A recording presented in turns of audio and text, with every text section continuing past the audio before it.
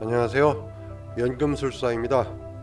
오늘은 내 멋대로 풍수 두 번째 이야기, 추사고택을 중심으로 이야기하겠습니다.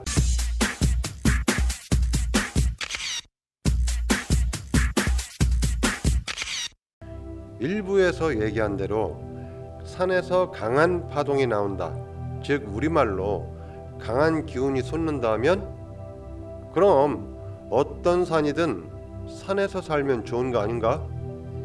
나는 자연인이다가 최고라는 거 아님? 그런데 명당이라는 거는 따로 있다니 대체 뭐요? 그래서 여기에 대한 간단한 설명. 산맥을 나무로 비교한다면 지도를 보면 정말 나무같이 보입니다. 나무에는 가지가 있고 열매도 있다는 거.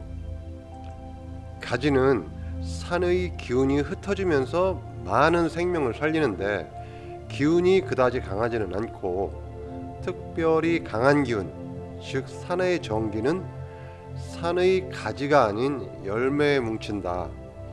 즉 산이 맺어놓은 열매가 바로 명당이라, 이런 말씀. 그럼 열매를 찾아야 할 거 아뇨? 어떻게 찾는가 하면 풍수질에서 아주 중요하다는 주산, 조산, 안산, 좌청룡, 우백호, 이런 거를 모두 갖춘 명당, 이런 자리는 찾아보아도 별로 없다는 거. 많지 않으니까 회룡고조형이다, 금계포란형이다, 행주형이다, 그런 형국론이 발달했는지도 모릅니다.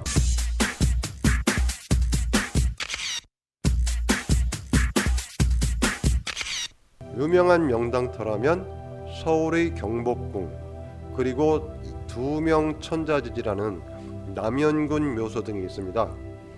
경복궁의 터는 한강 이북 사대문 안쪽이 모두 터가 되니까 매우 큰 땅이므로 한나라의 수도가 되었고, 남연군 묘소는 가야산 줄기에 바로 위치해서 좁은 형국이니까 음택으로 쓰인 거라고 볼 수 있습니다.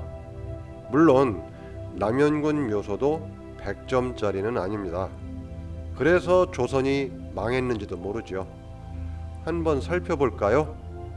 주산은 해발 678m의 가야산, 가야산에서 성문봉으로 이어지는 맥이 2km가량 길게 뻗은 끝에 밥공기처럼 볼록하게 남연군 묘소가 솟아 있습니다. 줄기라고 하는 곳은 길게 뻗어나가면서 없어지는 형태이고, 열매는 끝이 볼록하게 솟아있는 경우가 많죠. 물론 끝이 솟아있다고 해서 무조건 명당은 아니라는 거, 주변의 지세와 형태까지 맞아야 하는데 참 어려운 조건입니다. 그런데 볼록하니 솟은 자리 아니면 가지에 해당하니까 명당은 아니란 얘기가 되기도 하죠.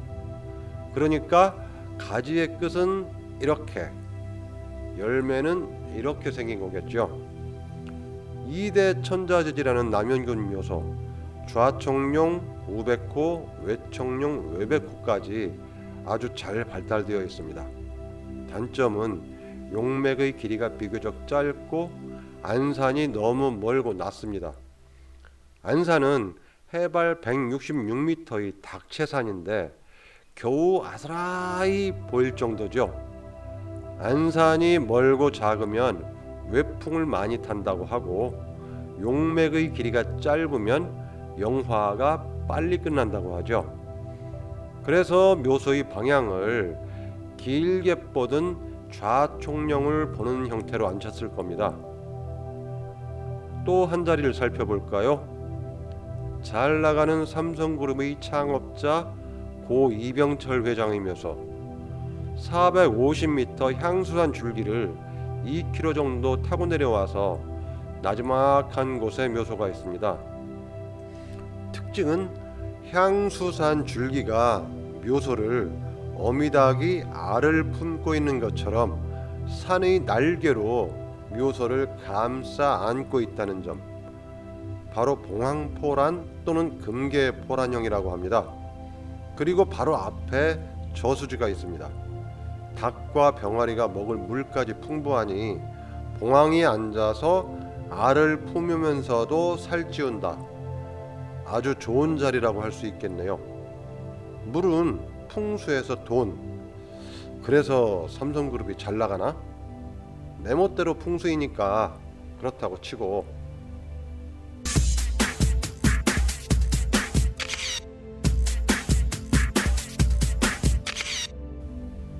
추사고택은 지형과 지세가 아주 특이한 경우이죠. 할아버지라고 할 수 있는 조사는 청양에 있는 791m의 오서산. 오서산 줄기가 길게 뻗어서 봉수산을 거쳐 208m의 나지막한 팔봉산을 주산으로 팔봉산에서 길게 10km를 낮고 너른 구릉으로 이어지다가 불쑥 솟아오른 108m 용산 자락을 집터로 잡았습니다.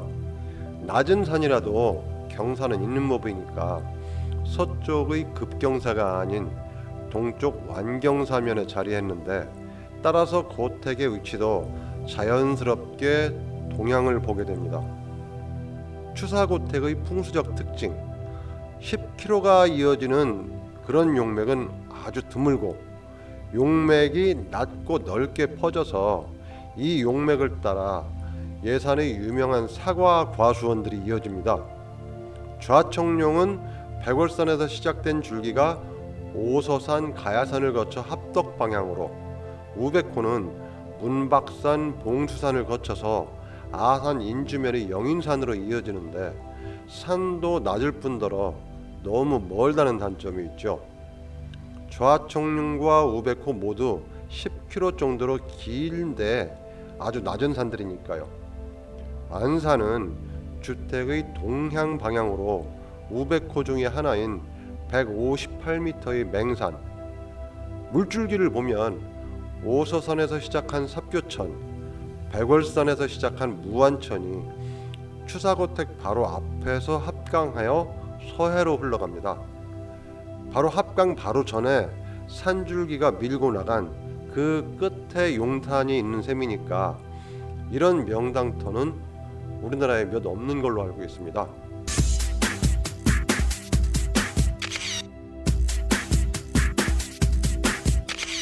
추사고택의 풍수를 분석하면 용맥의 길이가 아주 기니까 그만큼 순정하고 강한 기운이 있다.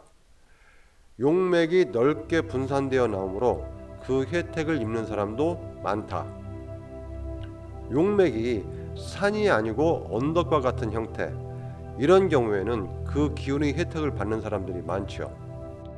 그런데 좌우의 날개는 너무 멀다. 이는 주변에서 돕는 사람이 없다. 즉 인덕이 박하다는 이야기고, 터의 정기를 받고 태어난 인물이 고독한 일생을 보낼 확률이 많다고 하니까 추사의 인생과 많이 닮았습니다. 안산도 역시 낮고 너무 멀어서 잘 보이지도 않습니다.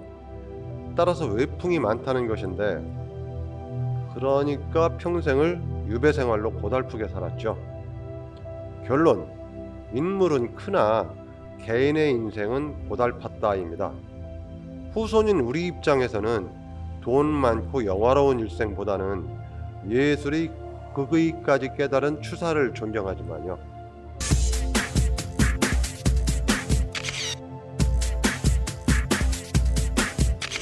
풍수전설을 보면 조선의 태조와 주원장이 묘를 잘 써서 조선의 왕과 중국의 천자가 되었다는데, 보이저호가 태양계 밖을 날아가고 있는 현대에는 다른 의미로 풍수를 활용합니다.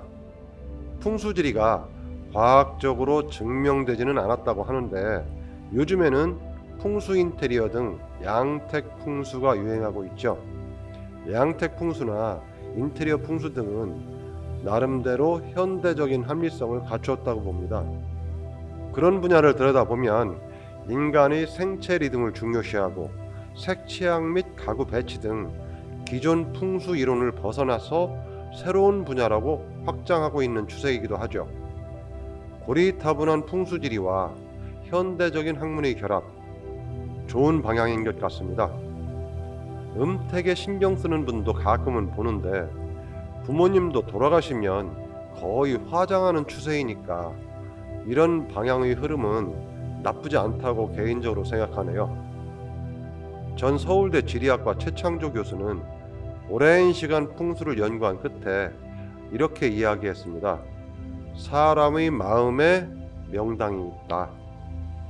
그리고 평생을 부모님께 기대어 살았는데 돌아가신 부모님을 또 뜯어먹으려 하느냐. 욕심으로 이장하려는 사람들한테 이런 방법으로 일침을 놓았죠. 역시 사람은 마음가짐이 중요한가 봅니다. 그래서 마음의 명당을 일구는 것이 현대의 도를 닦는 것 아닌가, 그런 생각도 해봅니다. 그런데 저는 도인이 아니니까 간단하게 집을 구할 때의 유의점, 이런 것에 대해서는 앞으로 차근차근 이야기해 보도록 하겠습니다. 마지막으로 풍수지리는 100점짜리 답이 아닙니다. 어차피 풍수와 명리, 관상 이런 것들을 2판이라고 한다면 4판, 즉 세상이 돌아가는 것을 파악하는 것도 아주 중요하지요. 2판, 4판이란 얘기입니다.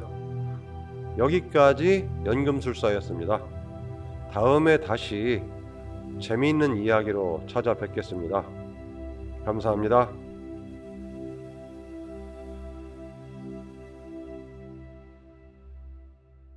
영상이 도움이 되셨다면 구독과 좋아요 부탁드립니다.